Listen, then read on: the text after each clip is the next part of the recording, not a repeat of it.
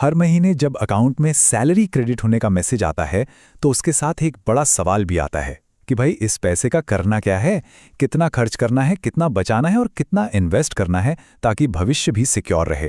तो चलिए आज इसी उलझन को सुलझाने के लिए एक बहुत ही सिंपल लेकिन पावरफुल फ्रेमवर्क को समझते हैं। ये सवाल है ना, हम सबके लिए कितना कॉमन है और सच कहूं तो कभी-कभी थोड़ा स्ट्रेसफुल भी। पैसा आता तो है, लेकिन अगर उसे सही डायरेक्शन ना दी जाए तो वो कहाँ चला जाता है पता ही नहीं चलता। तो चलिए आज इस अनसर्टेनिटी को खत्म करते हैं और अपने पैसे के लिए एक क्लियर कट प्लान बनाते हैं। तो सबसे पहला स्टेप वो है इस दुविधा को समझना। हमारे पास पैसा लिमिटेड है, लेकिन खर्चे और सपने अनलिमिटेड हैं। हमें खर्च भी करना है, बचत भी करनी है और निवेश भी। इन तीनों में सही बैलेंस बनाना, यही तो सबसे बड़ा चैलेंज है और सबसे जरूरी स्किल भी। देखिए, हमारे सामने ना दो रास्ते हैं। एक तरफ बिना किसी प्लान के खर्च करना, जहां पैसा रेत की तरह हाथ से फिसल जाता है, फाइनेंशियल स्ट्रेस बढ़ता है और गोल्स हमेशा दूर की कौड़ी लगते हैं। और दूसरी तरफ है एक फाइनेंशियल फ्रेमवर्क, जहां हर एक रुपए का एक मकसद होता है। इससे क्या होता है, माइंड में क्लैरिटी आती है, लाइफ में कंट्रोल आता है और जो गोल्स कल तक सपने लगते थे वो अचीवेबल बन जाते हैं। तो इस दुविधा का हल क्या है? इसका जवाब ना एक बहुत ही सिंपल से रूल में छुपा है, जिसे कहते हैं 50-25-25 फ्रेमवर्क। ये आपकी सैलरी को सही दिशा देने का एक शानदार और टाइम टेस्टेड तरीका है। ये रूल करता क्या है? ये आपकी मेहनत की कमाई को 3 हिस्सों में बांट देता है, जिससे आपको एक सीधा साफ रास्ता मिल जाता है। कोई कंफ्यूजन नहीं रहता और हर एक रुपया अपनी सही जगह पर पहुंचता है। ठीक है, तो इसे एक एग्जाम्पल से समझते हैं। चलो मान लेते हैं कि मंथली इनकम है 1 लाख रुपए। अब इस रूल के हिसाब से 50,000 रुपए यानी 50% आपके महीने भर के खर्चों के लिए हैं। अगले 25,000 यानी 25% आपके शॉर्ट टर्म गोल्स के लिए और बचे हुए 25,000 आपके लॉन्ग टर्म गोल्स के लिए। देखा कितना सिंपल और इफेक्टिव है।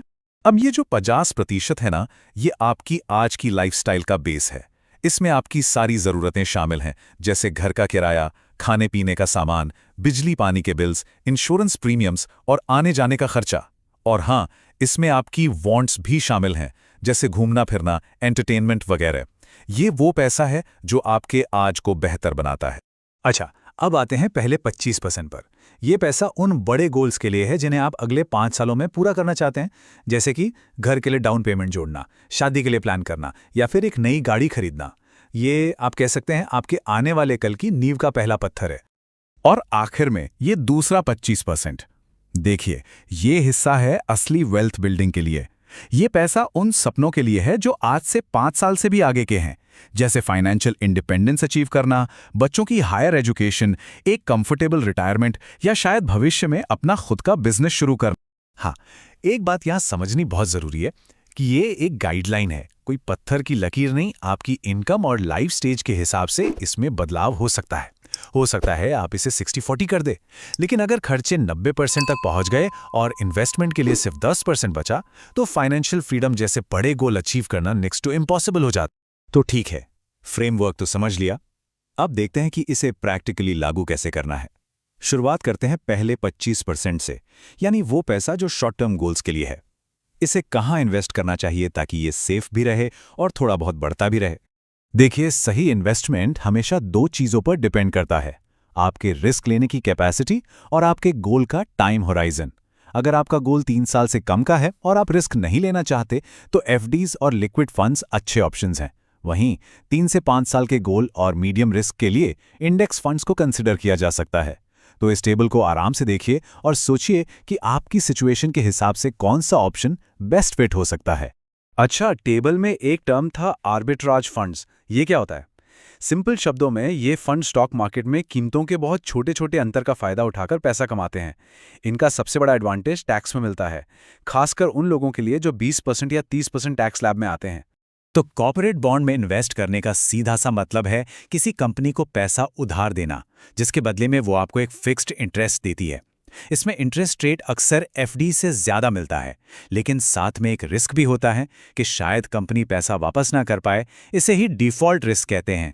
अब देखिए, यहां पर जो बात रियली इंटरेस्टिंग है वो है डाइवर्सिफिकेशन। निफ्टी 50 इंडिया की टॉप 50 कंपनीज में इन्वेस्ट करता है, जो मार्केट का करीब 44% है। वहीं निफ्टी 500 टॉप 500 कंपनीज में इन्वेस्ट करता है, जो मार्केट का लगभग 90% कवर करता है। तो पॉइंट क्या है? पॉइंट ये है कि ज़्यादा डाइवर्सिफिकेशन का मतलब है कम रिस्क, क्योंकि आपका पैसा किसी एक दो सेक्टर या कुछ गिनी चुनी कंपनियों पर बहुत ज़्यादा डिपेंड नहीं करता। तो शॉर्ट टर्म गोल्स की बात तो हो गई। अब चलते हैं हमारे दूसरे 25% की तरफ और देखते हैं कि लॉन्ग टर्म में वेल्थ बनाने के लिए क्या स्ट्रैटेजी होनी चाहिए। लॉन्ग टर्म इन्वेस्टिंग का जो सबसे बड़ा सीक्रेट है ना, वो है एसेट एलोकेशन। मतलब इस बात से ज़्यादा फर्क नहीं पड़ता कि आपने कौन सा एक बेस्ट फंड चुना है, बल्कि इस बात से फर्क पड़ता है कि आपका पैसा अलग अलग एसेट्स जैसे स्टॉक्स, गोल्ड, बॉन्ड्स में कितनी अच्छी तरह से बटा हुआ है। यही आपके पोर्टफोलियो को स्टेबिलिटी और ग्रोथ दोनों देता है। तो यहाँ आए रिस्क प्रोफाइल के हिसाब से एसेट क्लासेस के कुछ ऑप्शंस हैं। जो कम रिस्क लेना चाहते हैं वो हाइब्रिड फंड्स या गोल्ड में स्टेबिलिटी ढूंढ सकते हैं। मीडियम रिस्क वाले ग्लोबल फंड्स या लार्ज कैप स्टॉक्स के जरिए ग्रोथ पा सकते हैं। और जो हाई रिस्क ले सकते हैं वो स्मॉल कैप स्टॉक्स या रियल एस्टेट जैसे ऑप्शंस देख सकते हैं। यहाँ रिटर्न की उम्मीद भी ज्यादा होती है। और हाँ, यहाँ एक वार्निंग है, एक बहुत ज़रूरी बात। किसी दोस्त की टिप पर या कोई सोशल मीडिया ट्रेंड देखकर कभी इन्वेस्ट मत कीजिए।